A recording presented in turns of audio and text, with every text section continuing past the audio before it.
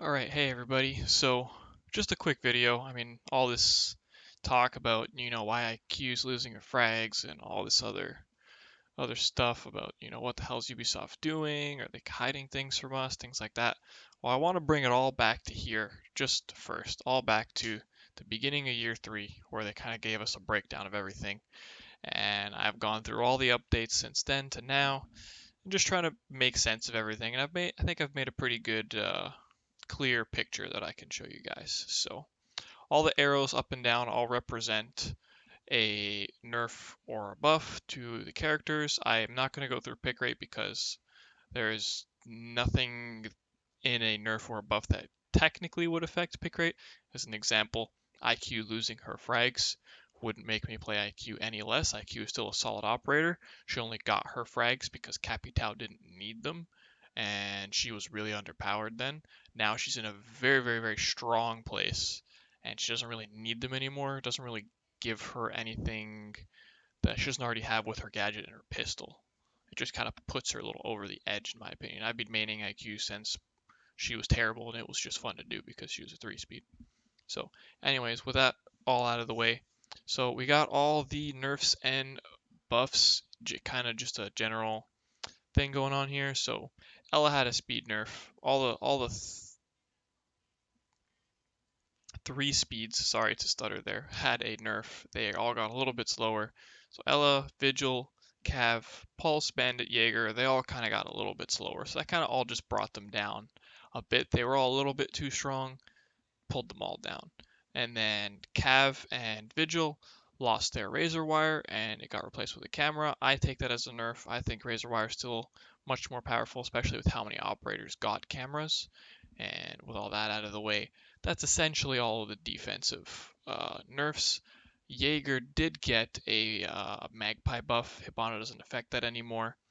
All of the 1 arm or 3 armors got a speed buff. The Lord, Rook, Echo, uh, Doc, they all got buffed. Doc got a camera, Castle got a camera, Frost got a camera, Mute got a camera. They all got cameras. They all had shields before that. I take that as a buff. The shield's pretty useless for all of them. The camera really helps them anchor from where they're at, especially someone like Echo, who can just switch between his 2 drones, which he also got that buff and the camera. So those are all great things for them. On to the attackers, which focuses on the more recent stuff. So as we know, IQ lost her frags. Finka got frags. So Finka's just even stronger now. Dokkaebi, in my opinion, getting the stuns helps her a lot more than the Claymore. You can call someone, blind them, you know exactly where they are, rush them. She's a lot more of a fragger now. She's a lot more attack oriented per se. The Claymore didn't really have any benefit to her. Yeah, you could place one, but a lot of operators have Claymores, and Claymores just got buffed, so it's a bit of a luxury because they got all the placement buffs and things like that. So yeah, all of the operators with an LMG got buffed. That's why you see Capitao with a buff and Ying with a buff. Those are all things that happened since we started year 3 with the Finka and Lion, things like that. Lion got super nerfed, so that's what that arrow is for over there. Blitz nerfed. He got his distance nerfed and his charges nerfed. Blackbeard just got a small shield nerf. To be honest, he was just a bit too strong. 10 HP isn't going to change him drastically. He's still a very, very strong pick, but that should bring him in line. I would say even more precisely to the middle of where he should be. The only thing that would make him a little bit less strong, because he's still kind of high up there in terms of the too strong area, is probably a weapon nerf. Just a slight one. Maybe a buff to make him get picked a little more. Who knows what they're going to do with that. All depends on how people react to the small 10 health change. Glaz got his OTS fire rate buff, which turned out to be a lot more than what they said it was, but that's still fine. And then a super nerf because of all the different cameras that can now see through smoke. So he's really not crazy overpowered anymore. He's totally under control now. Hibana got breaching charges. I think this helps Hibana a lot. I think there's total reason to that. Breaching charges are great for her because I see a lot of people having to use her gadget on things like Castle. If you run out of things, she has a lot of technically very spread out things to break with her pellets, generally speaking. And reaching charges will just help her get around without having to waste her pellets on something. So I think that's great. And I've already talked about IQ. I think, she gave her frags to Finka, Finka gave her stuns to Dokkaebi, and Dokkaebi gave her Claymore to IQ. Essentially, that's what happened. So it's kind of just a bit of a rotation. It's nothing crazy. I don't really see what the big deal is. I mean, you get over it. IQ never had frags to begin with, so she doesn't need them now.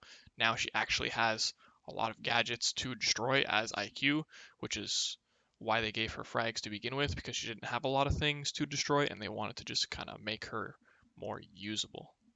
So, with all that being said, a big key note here of the TTS patch notes that changed these 4 operators is that Ubisoft plans on changing 8 operators over the course between now and when the next patch drops.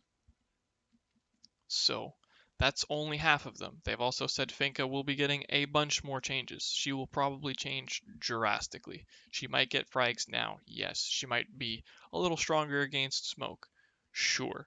But that being said, they could probably change the universal aspect of her ability and completely get rid of it to where it only affects her. That would totally balance her, like immediately.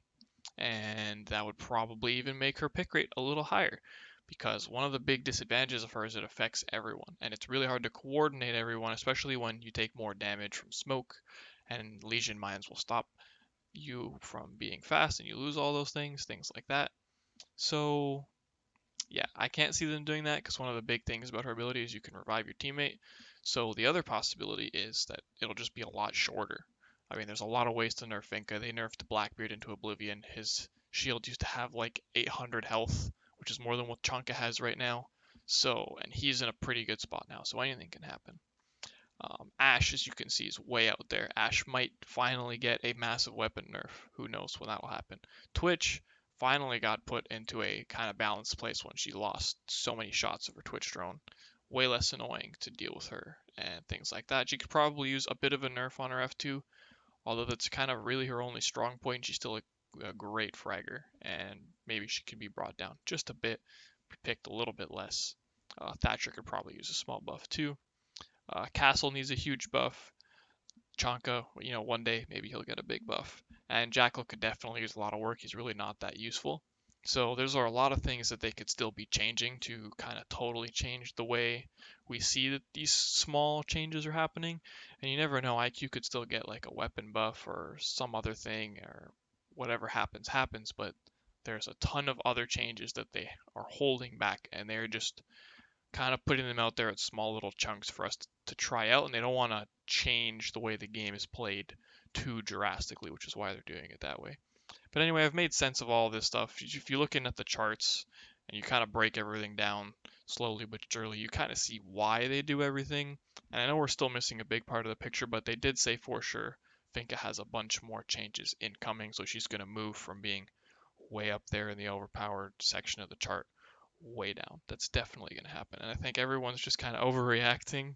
And you got to remember, IQ back in the day didn't have frags anyway. So, you know, it is what it is. Anyways, that's all. I just wanted to clear it all up because it's just a crazy amount of people who are like it and don't like it and all these different things going on. And, why is Ubisoft doing all this stuff? They do everything for a reason. So there's a lot more to come for sure. And at least to me, everything makes sense and it kind of makes everything a little bit more fair. IQ is still a really strong pick even without frag grenades. It's really, now you actually have to use her gadget to take out gadgets instead of, throwing a frag.